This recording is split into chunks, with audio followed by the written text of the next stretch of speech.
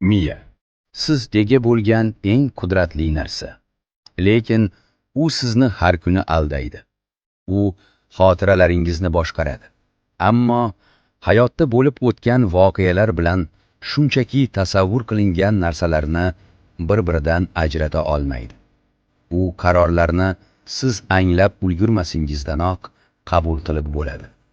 Olimlar miya skaneri orqali tanlovingizni sizdan 7 soniya oldinroq ko'ra oladilar.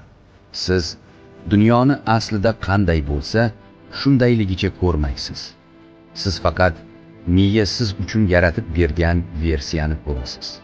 U shunchaki elektr impulslari va kimyoviy moddalar yordamida butun boshli olamlarni, siz umuman ko'rmagan chehralarni va bormagan joylaringizni yaratadi. Eng qo'rqinchlisi shundaki, siz miyangizni boshqarmaysiz. Miyangiz sizni boshqaradi. Qo'rquvlaringiz, odatlaringiz, impulslaringiz barchasi siz tanlamagan milliardlab neyronlar tomonidan shakllantirilgan.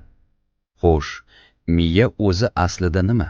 U nima bo'lishidan qat'iy nazar, siz uning ichida yashayapsiz.